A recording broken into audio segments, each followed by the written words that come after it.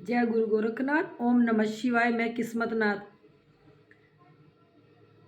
किसी गांव में एक औरत रहती थी और उसकी किसी दर्जी के साथ शादी हो गई। शादी होने के बाद उसको एक लड़का हो गया। लड़का होने के बाद किसी ने उनके ऊपर मसान क्रिया करके जो उसका पति था उसके ऊपर जिन छोड़ दिया।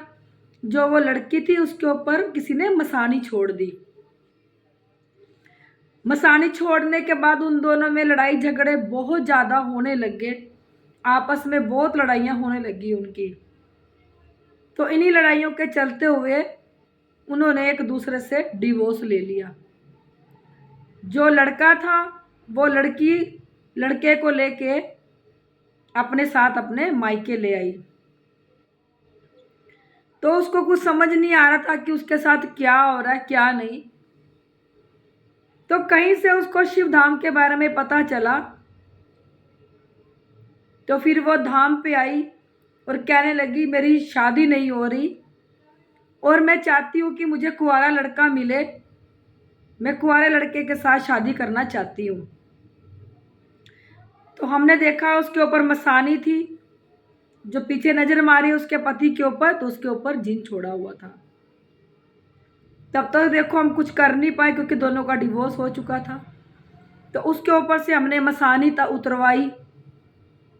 मसानी उतारने के बाद वो लड़की फिर कहने लगी कि मुझे एक कुंवारे लड़के से शादी करनी है, कृपया करके आप मेरा मार्गदर्शन करें। तो हमने उसको कहा सावन का महीना आने वाला था, कुछ दिन बाकी रह गए थे। तो हमने कहा सावन के महीने की सेवा लगा ले। तो उसने सौन के महीने की सेवा लगाई, 1.25 महीने की। तो उसके घर में हमने गुग्गा माड़ी की जोत भी जगाई क्योंकि वो गुग्गा माड़ी को मानते थे। तो थोड़ी सी दूरी में जाके उसके घर के पास थान बना हुआ था गुग्गा माड़ी का और गुरु गोरखनाथ जी का। वो अपने घर से माड़ी तक नंगे पैर गई। 1.25 महीना पूरा 1.25 महीना नंगे पैर जाके उसने पूरी सेवा करी गुग्गा पीर की और गुरु गोरखनाथ की।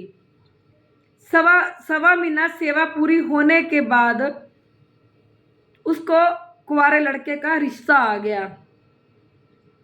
जब कुंवारे लड़के का रिश्ता आया तो उसकी शादी उस लड़के के साथ करवा दी क्योंकि गुरु गद्दी से जुड़ी हुई थी। गुरु का आशीर्वाद था उसके पास। जो चीज़ उसने मांगी गुरु ने दे दी उसको। तो शादी होने के बाद जो लड़का पीछे से लेके आई थी वो भी उसको अपने साथ लेके वहाँ चली गई। फिर उससे भी उसको एक लड़का हुआ। 2 लड़के उसके पास हो गए और वो अच्छे से ज़िंदगी बिताने लगी अपने पास और उसके साथ खुशी खुशी रहने लगी क्योंकि वो गुरु गद्दी से जुड़ी रही। गद्दी से पूछ पूछ के वो अपने कार्य करती थी कि ये कार्य मेरा संपन्न हो गया, आप मुझे अगला कार्य बताएं। तो हम जैसे जैसे उसको बताते चले गए वो वैसे वैसे करती चलेगी और परमात्मा ने उसकी सुन ली।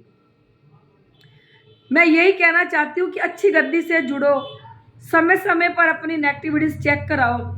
जैसे देखो उस लड़की को पता नहीं था कि किसी ने उनके ऊपर मसान क्रिया करके उसके ऊपर मसानी और उसके पति के ऊपर प्रेत छोड़ा हुआ था। दोनों का आपस में लड़ाई झगड़ा हुआ और डिवोर्स हो गया। अगर वो किसी अच्छी गद्दी से जुड़ी होती तो समय से पूछती जाके कि हम अच्छे से रह रहे थे, अच्छे से रहते रहते ऐसा क्या हो गया कि हम दोनों के बीच में इतनी लड़ाई झगड़े बढ़ गए। तो वो पूछती, उसका सलूशन होता, उसका जो भी उसकी समस्या थी हल होती उसकी। पर जब वो गुरु गद्दी से जुड़ी तब तक उसको बहुत देर हो चुकी थी। पर फिर भी गुरु ने उसके ऊपर इतनी कृपा करी, जो चीज़ वो मांगती थी उसको मिल गई। आज वो खुशी खुशी से अपनी जिंदगी को व्यतीत कर रही है।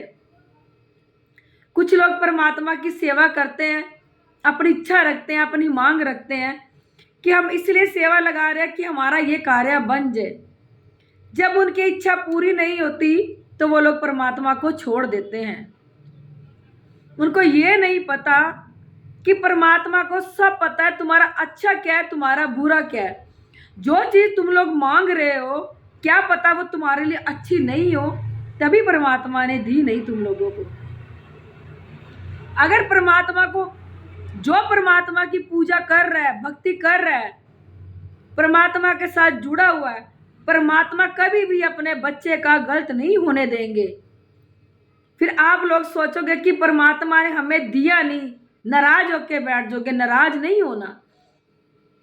अपने बच्चे के लिए उस परमात्मा को जो ठीक लगेगा वो करता है।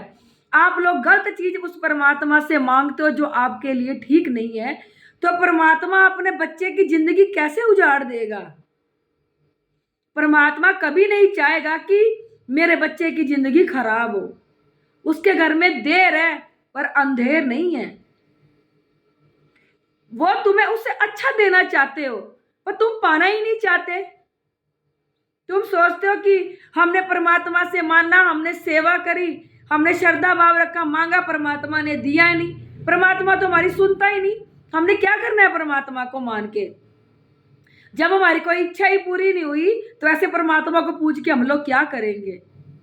बस एक ही विचार मन में आ जाता है। आप लोग ये नहीं सोचते कि जिसकी तुम पूजा कर रहे हो, एक पिता मान के पूजा कर रहे हो, परमात्मा मान के पूजा कर रहे हो, वो तुम्हारा बुरा कैसे होने देगा? उसको पता है कि ये चीज हमारे बच्चे के लायक नहीं है, ये चीज हमने अपने बच्चे को नहीं देनी कि बाद में हमारा बच्चा परेशान हो जाए। अब हमारा बच्चा जिद कर रहा है कि हमें चाहिए चाहिए, पर हम अपने बच्चे की जिंदगी खराब करने के लिए ये नहीं देंगे। आप थोड़ा मांगते हो, परमात्मा आपके लिए ज्यादा लेके बैठता है। कभी ये सोचा आप लोगों ने? बस चल पड़ते हो जी, हमने नहीं मानना परमात्मा ने। देखो ये कलयुग है, कर्मों का युग है।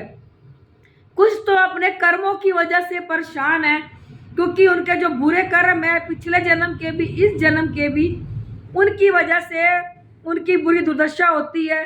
जब भूत प्रेत चिमड़ते हैं, कई पिछले बुरे कर्मों की वजह से भी होते हैं। क्योंकि परमात्मा ने कहता है मैंने तुम्हें जन्म दिया है इस कलयुग में। तुम्हें कुत्ता बिल्ली भी बना के भेज सकता था। कुछ तो तुमने अच्छे कर्म किए होंगे, जो परमात्मा ने कहा कि जो तुम्हारे पिछले बुरे कर्म है तो इस जन्म में उसको पूरा निपटा ले, क्योंकि एकमात्र कलयुग है जो तुम लोग अपने अगले पिछले कर्मों को निपटा सकते हो। इसलिए परमात्मा ने तुम्हें दिया है। फिर तुम लोग कहते हो कि सामने वाला पूजा कर रहा है, पूजा नहीं कर रहा, वो तो बहुत खुश है, हम पूजा कर रहे हैं, हम खुश क्यों नहीं है?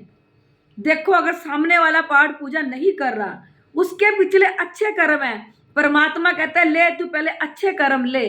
जब उसके अच्छे कर्म खत्म हो जाएंगे तो उसके ऊपर जब कर्म ही नहीं बचेंगे शेष, तो उसके ऊपर सब कुछ बुरा होना शुरू हो जाएगा, क्योंकि उसके पास शेष कर्म ही नहीं है। और जो कहता है कि मैं परमात्मा की पाठ पूजा कर रहा हूं, मेरे ऊपर ही क्यों दुख आ रहे हैं? परमात्मा कहता है, भोलेनाथ कहते हैं ये ले पहले तू अपने दुखों का सफाया कर। जो पाठ पूजा करते हैं, भोलेनाथ कहते हैं पहले तेरे दुख को भेजूंगा, ताकि तू पहले सबसे पहले अपने दुखों का सफाया कर, उसके बाद तुझे मैं सुख दूंगा। क्योंकि परमात्मा सबसे पहले जो परमात्मा की बंदगी करते हैं, सच्ची श्रद्धा से भाव से परमात्मा से जुड़ते हैं, वो पहले उसके बुरे कर्मों को काटता है। ले तेरा ये भी डिलीट हो गया, तेरा ये भी डिलीट हो गया, उसके बुरे कर्म डिलीट होते जाते हैं। जब वो पूरे बुरे कर्म उसके साफ हो जाते हैं तो परमात्मा कहते हैं ले मेरा आशीर्वाद अब तेरे साथ है, अब चल तेरे अच्छे कर्म। ये होता है, पर लोग समझ नहीं पाते कि क्या हो रहा है हमारे साथ। ये कलयुग है। भोलेनाथ कहते हैं यहाँ शक्तियां नहीं चलती, कलयुग में शक्तियां नहीं चलती, कलयुग में सिर्फ कर्म चलते हैं और कर्म ही बोलते हैं। भक्ति करो, जाप करो, इससे अपने कर्म बनाओ। देखो कईयों के तो कर्म लग ही नहीं रहे। क्यों? क्योंकि कल युग में भूत प्रेतों का राज है, घर घर में भूत बैठे हुए हैं और वो उनकी पाठ पूजा खा रहे हैं, इसलिए कईयों की पाठ पूजा तो लग ही नहीं रही।